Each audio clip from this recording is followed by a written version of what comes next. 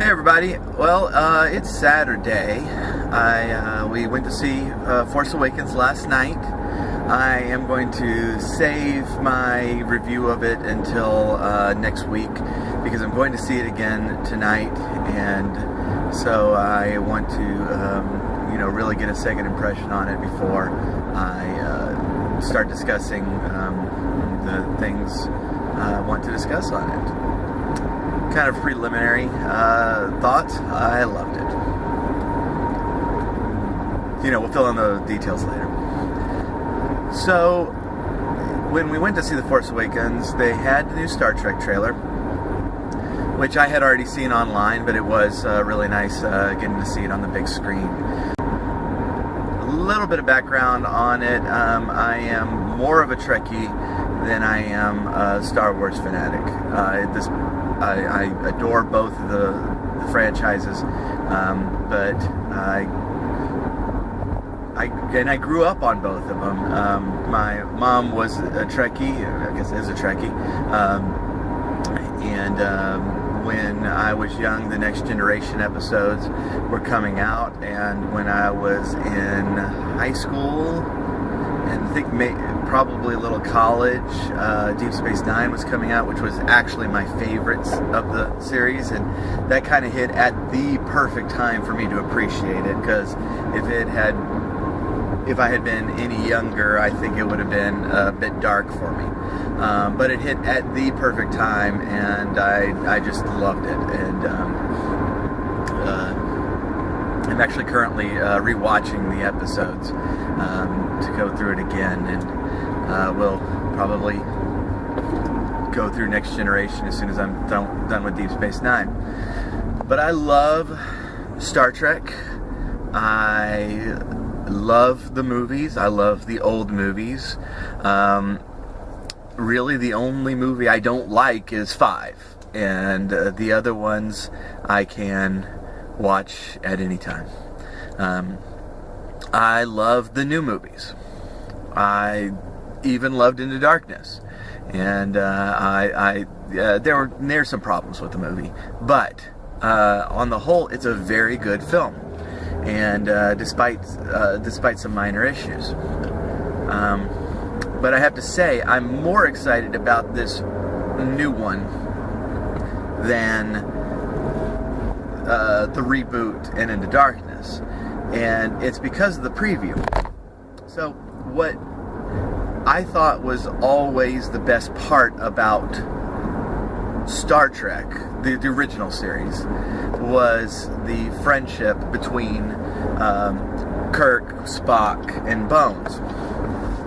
It was like this perfect blend of personalities, where Kirk was always looking ahead, always striving for something else.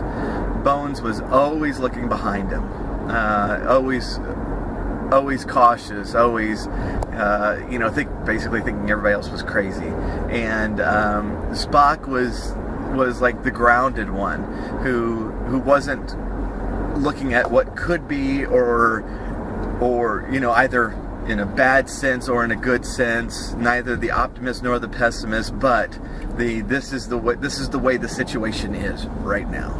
And between the three of them, I feel like there was such a wonderful balance that Bones and Spock were always putting a little bit of caution into Kirk's antics, whereas Kirk and Spock were dragging Bones along with them into the future, where McCoy probably would have, just hung back and been overly cautious on everything.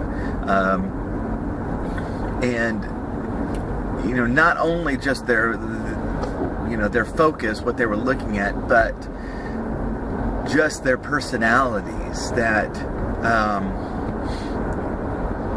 Spock was overly logical, whereas McCoy at times could be overly emotional. And between the three of them, their collective reaction to the situation was nearly always the right one. And it wasn't because of any one of them, it was because of all three of them. So the biggest problem with the reboot and Into Darkness was that relationship was pretty much missing. You know, the first one focused on creating the relationship between Kirk and Spock, and we barely saw Dr. McCoy. The second one, McCoy was in it more, but it wasn't as a team. And meanwhile, other characters were probably focused on a little too much, specifically Uhura. And that is not to say, I like the updates to her characters that, you know, she's no longer the intergalactic secretary, but, you know, now we're focusing more on her being a linguist and a communications officer. I really like that. But when we have 2 hours and we have a lot of action to get through, and we have the primary friendship to establish, if we're spending that much time on Uhura, something has got to suffer. And in this series, what suffered was the relationship between the three big main characters.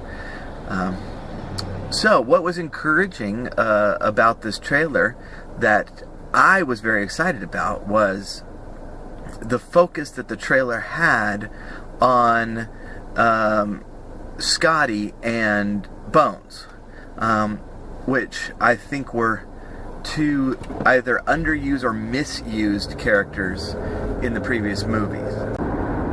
I kind of feel like if we get Scotty and McCoy right this time, that we're going to have a much more solid foundation upon which to build this film, which is why I'm pretty excited about it.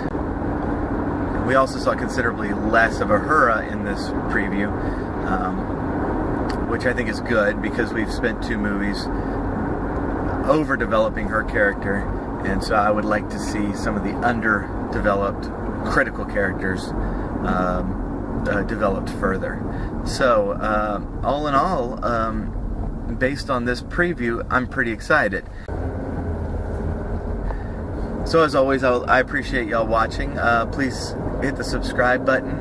Early next week, we're going to talk some Star Wars. I'm hoping to be able to